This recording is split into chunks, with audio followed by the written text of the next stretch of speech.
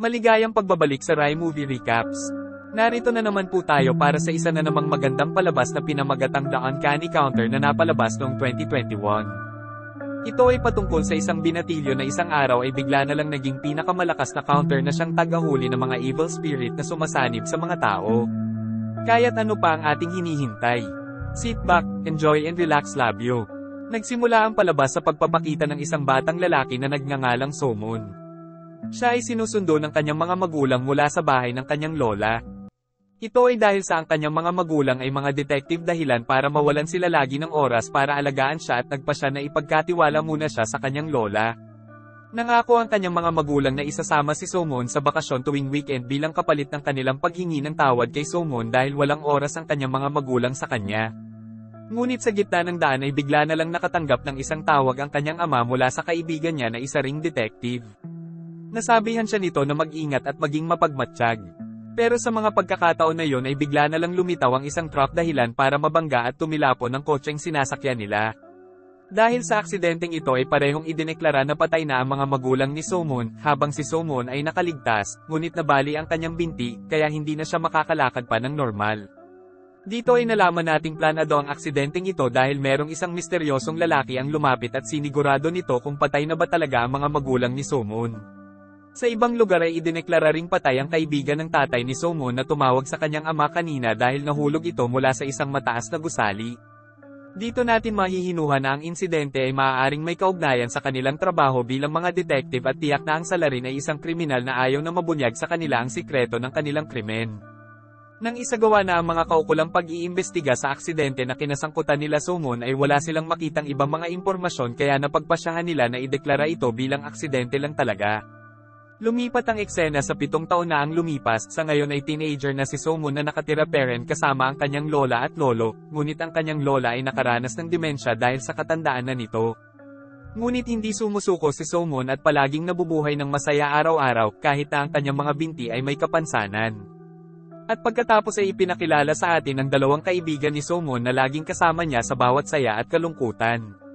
Sila ay sina Yongmin at Juyeon. At matapos nun ay ipinakilala din sa atin ang mga empleyado ng isang noodle shop at sila ay mga taong nanghuhuli ng mga evil spirits. At sila nga ay tinatawag na mga counter. Ang lahat ng mga miyembro ay pinili upang makakuha ng espesyal na kapangyarihan para sa panghahunting nila sa mga evil spirits. Ang mga evil spirits na ito ay sumasanib sa katawan ng mga tao para magawa nitong makapatay ng tao. At ang mga miyembro ng counter ay sila Gamotak, Hana, at ang huli ay nagngangalang Chumei. Noong una ay mga ordinaryong tao lang din silang tatlo, pero bigla silang napiling maging counter. Silang lahat ay na-comatose at kapalit para magising muli sila ay kailangan nilang tanggapin ang kontrata para maging isang counter. Ang mga evil spirits ay sinasaniban ng mga taong may matitinding galit o kalungkutan at sa oras na masaniban na nila ito ay hihimukin na ng mga evil spirits sa pumatay ang taong sinaniban nila. Kaya naman binuo ang mga counter para nang sa gayon ay mapigilan ng mga masasamang gawain na ginagawa ng mga evil spirits.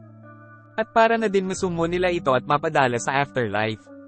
Sa mga pagkakataong ito ay nakaharap nila ang isang evil spirit at ang ito ay isa ng level 3. Kaya ang mga counter ay nahirapan sa pakikipaglaban sa kanya. Ngunit sa kabutihang palad, ang mga counter ay maaaring makakuha ng kanilang dagdag na kapangyarihan at tataas ng 10 beses ang lakas nila kung sakali man na sila ay makikipaglaban sa isang lugar na may mga tila kulay rainbow na liwanag at ito ay tinatawag nilang territory. At dahil nga sa bagay na ito, nagagawa nilang mahuli ang sinumang evil spirit sa oras na makapunta ito sa territory nila. At hindi na nga nagtagal ay ang level 3 na evil spirit na kinakalaban nila ay nakapasok na sa territory nila. At doon ay nakita natin ang isa pang counter na si Choi na naghihintay sa kanya.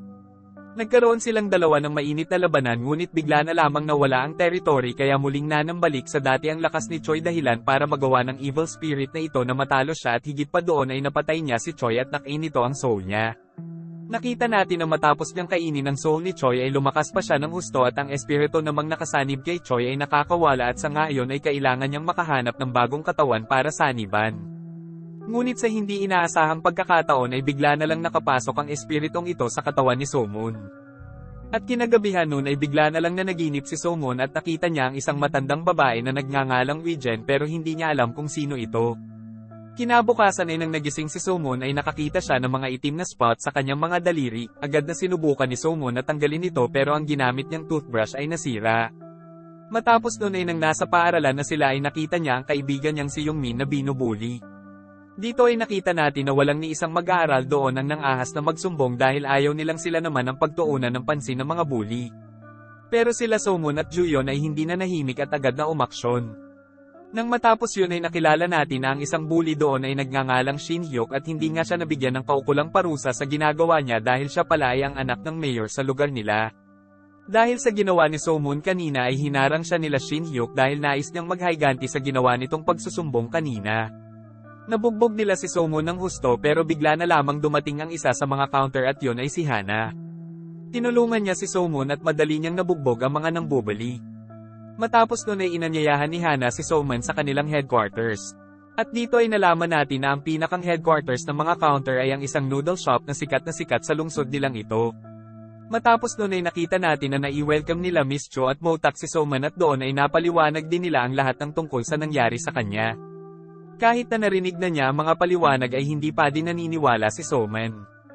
Pero naisip ni Miss Cho na kumbinsihin siya at dagdag pa ni Motak ay kailangan na niyang magdesisyon sa lalong madaling panahon. Dahil nga sa ang dati nilang kasamahan na si Choi ay namatay na at si Somon ang napili ni Wijen na susunod na counter. Pero tumanggi si Somon na maging counter dahil napakadelikado ng trabaho nilang ito. At kung sakali man na mamatay siya ay sino na lang ang magbabantay sa kanyang lolo at lola. Pero nasabi niya na nasabi ni Wijen na bibigyan siya ng 1 linggo para makapagdesisyon. Matapos noon ay nang uuwiin Asune siya ay bigla siyang nakatanggap ng tawag mula sa kaibigan niyang si Yongmin. Dito ay nabihag na pala ito at bogbog sarado na. Sinabihan nila si Somon na kailangan niyang pumunta rito kasama ang babaeng nang bubog sa kanila kanina. Nang marinig niya ito ay agad siyang nagmadali na puntahan ng kaibigan niya at pagkarating niya ay kaagad siyang binugbog ni Shin Hyuk. Pero dahil sa napapagod na siya sa pangmamaliit sa kanila ni Shin Hyuk ay nagawa ni Somon na hawakan ang mga kamay ni Shin Hyuk at napigil niya ang suntok nito. Nagawa niya ito dahil nasa loob na niya si Wijen pero hindi pa kontrolado ni Somon ang lakas niya kaya ilang saglit lang ay nabugbog ulit siya. Nawalan siya ng malay pero buti na lang at biglang dumating doon ang tatlo at naligtas nila si Somon. Nagawa nilang mahanap kung nasaan si Somon dahil sa ang kapangyarihan ni Hana ay ang makasense mula sa malalayang lugar. Nagagawa nga din niyang makita ang mga alaala ng mga taong nahahawakan niya. Habang si Miss Chu naman ay may healing powers at si Motak naman ay may kakaibang lakas sa pakikipaglaban. Matapos nilang mapatamba ang mga nambubuli kila Somon ay dinala ng mga counter si Somon sa headquarters nila para gamutin siya. Nang magising si Somon mula sa kanyang pagkahilo, nagulat siya dahil sa nagagawa na ulit niyang makapaglakad ng normal dahil pinagaling ni Miss Cho ang kanyang mga binti. Dahil sa bagay na yon, agad na umiyak si Somon at nagpasalamat kay Miss Cho. Maya-maya biglang naramdaman ni Hana na may level 1 na evil spirit sa paligid nila. Sa pagkakaalam nito, agad silang nagpalit ng costume para manghuli ng espiritu, at saka si Somon na nandoon ay naimbitahan na tumulong sa paghuli sa masamang espiritu. Pagdating sa lokasyon, nakita ni Somon na ang ina na sinusubukang patayin ang ama ng bata. Nang makita yon, agad na ipinaalam ni Somon sa iba pang mga counter na pumunta sa kanyang lugar.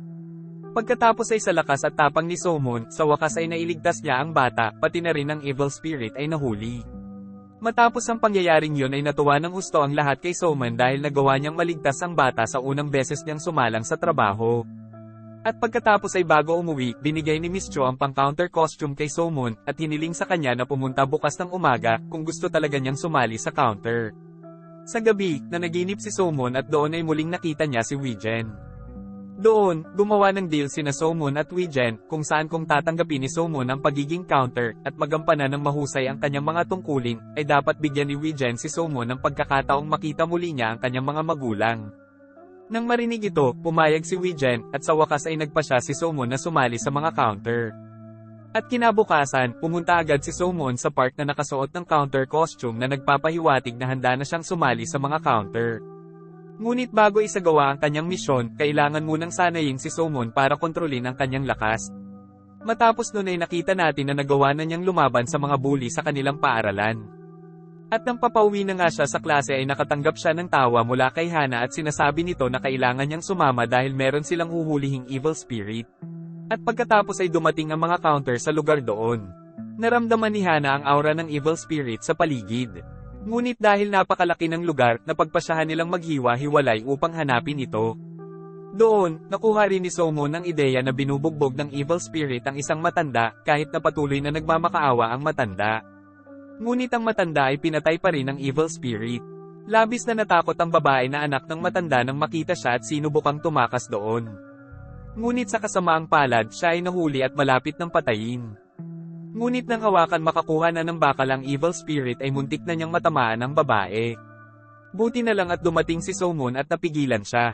Laking gulat ng ibang mga counter dahil si Somon lang ang lumalaban sa evil spirit. Kaya sinabi nila kay Somon na kailangan niyang mapigilan ang evil spirit hanggang sa makarating silang lahat doon. Ngunit nang hawakan ni Somon ang kamay ng evil spirit, bigla niyang nakita ang alaala ng sinaniban kung napatay din ng evil spirit ang mag-asawang kakilala niya na umaakyat sa bundok. Nang mapansin ng evil spirit na natigilan si Somon ay nagawa niyang mabaligtad ang sitwasyon at nabugbog niya si Somon. At matapos nito ay nagawa niyang tanggihan ang babae papaalis. Nang papatayin na sana nito ang babae ay sa kabutihang palad ay napigilan ni Motak ang pagbagsak ng higanteng bato sa babae. Habang si Somon naman ay nagpatuloy na ulit na labanan ng evil spirit at galit na galit siya dahil nakapatay na ito ng mga tao, agad niyang binugbog ang evil spirit ng walang kaawa-awa at muntik pa nga niyang mapatay ito. Pero buti na lang at nagawa siyang mapigilan ni Motak. Pagkatapos nun ay nasabihan nila si Somon na siya ang mag-summon sa evil spirit sa pamamagitan ng paggamit ng kanyang kapangyarihan para mapalabas niya ang evil spirit sa katawan ng tao. Matapos mapakawalan ng evil spirit ay ikukulong ito sa eternal prison. Habang ang mga taong napatay niya ay dadalhin sa isang mas magandang lugar. At pagkatapos ay nakipag-ugnayan sila sa pulisya upang parusahan ang mamamatay tao. Sapagkat ang mamamatay tao na sinaniban ng evil spirit ay hindi lamang pumatay ng dahil lang sa evil spirit, ngunit nagawa niya ito dahil ninasa din niyang makapatay ng tao, at ito ang dahilan kung bakit nakakapasok ang evil spirit sa mga tao. Nang makakita sila ng police car, naalala muli ni Somon ang kanyang mga magulang na dati ring nagtatrabaho bilang detective sa pulisya. Nang banggitin ni Somon ang pangalan ng kanyang ama, biglang naramdaman ni Motak na pamilyar ang pangalan ng kanyang ama, dahil nung araw na nagising siya sa kanyang coma ay nakakita siya ng isang business card sa kanyang bulsa at ang pangalan na nakalagay doon ay kapareho sa pangalang binanggit ni Somon. Nang magising siya ay hindi na niya maalala ang mga nangyari sa kanya at kung bakit siya na-comatose. Kaya naisip niya na baka magkakilala sila ng tatay ni Somon pero naisip niyang huwag muna itong sabihin kay Somon. Matapos nun ay biglang may dumating na isang matandang lalaki na nagngangalang Jang Mal. Dito ay nalaman natin na si Jang Mal ang unang counter sa Korea. Pero sa ngayon ay siya ay responsable na lang sa pangangasiwa at pagpopondo ng pera sa lahat ng mga counter. Dito ay nalaman natin na nais pala ni Jang Mal na makilala ang bagong miyembro ng mga counter. At pagkatapos ay nakita natin si Motak na naging interesado na mag-imbestiga patungkol sa nakaraan niya at sa mga magulang ni Somon. Dahil naisip niya na baka may kinalaman ang pagkamatay ng mga magulang ni Somon sa nakaraan niya. At isa pa ay nais din niyang malaman kung sino ang may gustong ipapatay siya. Matapos ang ilang saglit ay nagpunta siya sa pulisya at nakipagkita kay Detective Kim na humawak sa kaso ng pagkamatay ng magulang ni Somon at sa kaso niya kung bakit siya na-comatose, pero laking gulat niya nang makita niya na nagpakamatay siya sa resulta ng investigasyon. Nang malaman niya ito ay nagulat siya ng husto at sinabi sa detective na hindi magkakaroon ng maraming saksak sa tiyan ang taong gustong magpakamatay. At dito nga ay nakaramdam siya na tila may pinagtatakpan ng mga pulis sa kaso niya. Kinabukasan sa paaralan ay nagtanong sila yung Min at Juyon kung magaling na ba ang mga binti niya. Nasabi na nga niya sa kanila na nakakalakad na ulit siya ng maayos at sinabihan sila na huwag ipagsabi ito sa iba. Nang papasok na sila sa kanilang room ay may dumating na isang grupo ng mga school gangster para harapin si Somon. Dahil nabalitaan daw nila na naglakas loob siya na bugbugin ng mga tauhan ni Shin Hyuk. At doon nga ay agad siyang binalibag ng isang gangster sa bintana at minaliit siya. Pero nang lumaban siya ay nabigla sila sa husay at lakas niya sa pakikipaglaban.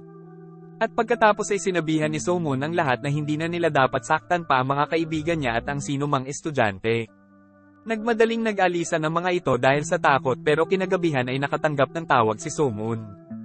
At nakita niya si Shin Hyuk doon at pinakita niya na bihag nila ang dalawa niyang matalik na kaibigan at bogbog sarado na ang mga ito. Sinabihan siya ni Shin Hyuk na pumunta doon kung gusto pa niyang mabuhay ang mga kaibigan niya. Nang marinig yun ay nagmadali siyang pumunta at pagkarating ay agad siyang hinarap ng mga tauhan ni Shin Hyuk. Habang nangyayari yun ay nakita niya ang kalagayan ng kaibigan niya at nagalit siya ng husto dahil doon.